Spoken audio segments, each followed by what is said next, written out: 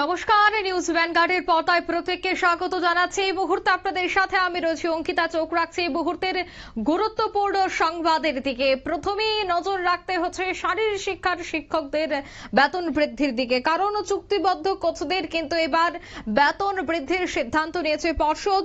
বেতন বৃদ্ধি করা হয়েছে ৩,০০০ টাকা, আর তাতেই উপকৃত হবেন ৫২টি সেন্টারের ৬৮ জন শারীরিক শিক্ষক।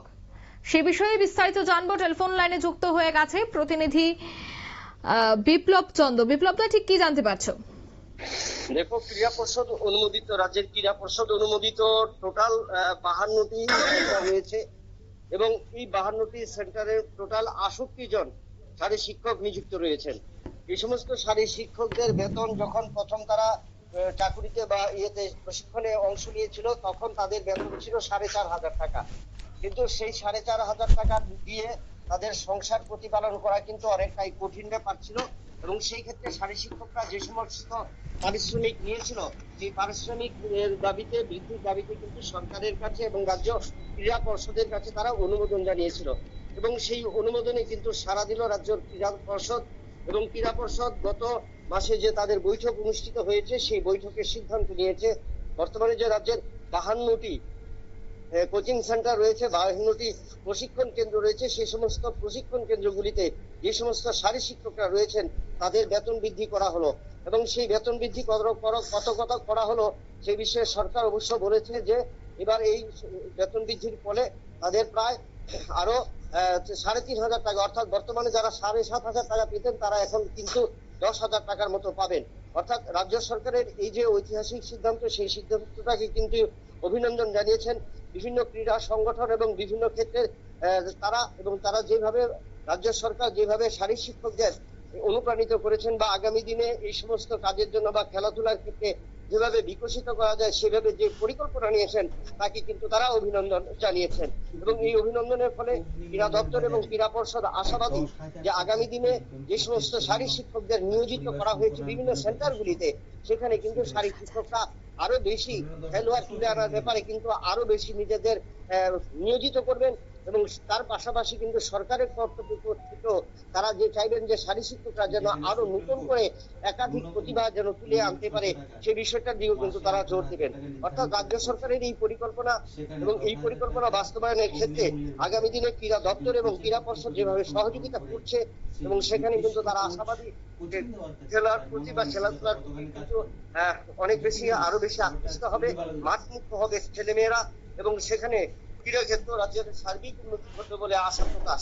এবং রাজ্য ক্রীড়া পর্ষদ যুগ্ম সচিব এবং সচিব জানিয়েছেন বর্তমান অর্থনৈতিক পরিস্থিতিতে এই টাকা দিয়ে কোনোভাবেই কিন্তু সহযোগিতা করা যায় না বা সংসার প্রতিপালন করা যায় না, যার কারণে কিন্তু তারা শারীরিক শিক্ষকদের এই যে আর্থিক উন্নতি বা সামগ্রিক উন্নতি করবার জন্য পরিকল্পনা নিয়েছেন এবং এই পরিকল্পনা তারা আশাবাদী যে আগামী দিনে আরো বেশি করে শারীরিক শিক্ষকরা কিন্তু খেলাধুলায় নিয়োজিত হবে।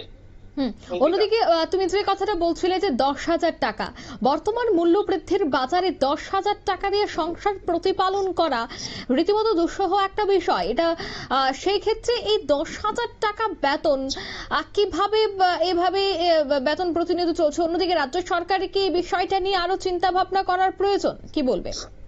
দেখো, সেক্ষেত্রে রাজ্য সরকারের চিন্তা ভাবনা করা আরো বিশেষ করে প্রয়োজন, কারণ রাজ্য সরকারের যে অনুমোদন, সেই অনুমোদন যখন শুরু হয়েছিল, আমরা যদি বলি ২০১৮ সালে যখন সরকার পরিবর্তন হয়, সেই সরকার পরিবর্তনের সময় আমরা দেখেছিলাম যেখানে ৪,৫০০ টাকা ছিল সেখান থেকে কিন্তু বাড়িয়ে ৩,০০০ টাকা বৃদ্ধি করা হয়েছিল।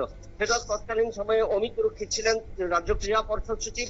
এরপর বিগত ৩ বছরে এবং ৩ বছরে বিভিন্ন ক্ষেত্রে দেখা গিয়েছে যে আর্থিক উন্নতি যতটুকু হয়েছে সেই জায়গায় কিন্তু শারীরিক শিক্ষকদের বেতন ততটা বৃদ্ধি হয়নি এবং তার কারণে কিন্তু শারীরিক শিক্ষকরা দফায় দফায় রাজ্য ক্রীড়া পর্ষদের কাছে এই তাদের বেতন বৃদ্ধির জোরালো দাবি জানিয়েছিলেন এবং সেই জোরালো দাবিতে কিন্তু রাজ্য সরকারের সাথে সহমত হয় ক্রীড়া পর্ষদ এবং ক্রীড়া পর্ষদের সহযোগিতার কারণে কিন্তু আগামী দিনে এই রাজ্যে যে সমস্ত যে ৫২টি কোচিং সেন্টার রয়েছে এবং ৫২টি কোচিং সেন্টারে যেখানে ৬৮ জন শারীরিক শিক্ষক রয়েছে তাদের বেতন বৃদ্ধির সিদ্ধান্তের কথা তারা কিন্তু চূড়ান্তভাবে কিন্তু জানিয়ে দিলেন। অন্যদিকে কোর্টের রায় অনুযায়ী 12,000 টাকা নিয়মে বেতন দিতে হয়, সেক্ষেত্রে 600 টাকা করে যদি হয় তবে সেক্ষেত্রে অনেকটাই কম তারা বেতন পাচ্ছে।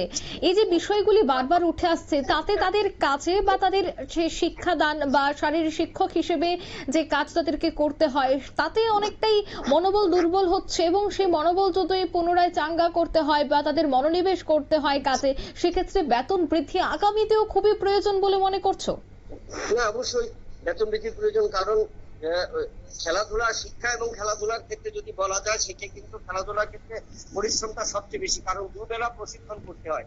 আমরা যদি পুঁথিগত শিক্ষায় দেখি, সেক্ষেত্রে কিন্তু শিক্ষকরা বা যারা জাতির মেরুদণ্ড তৈরি করছেন, তারা কিন্তু এক বেলাতে কিন্তু সন্তুষ্ট থাকতে হয় বা এক বেলাতেই তারা কর্ম করে থাকেন।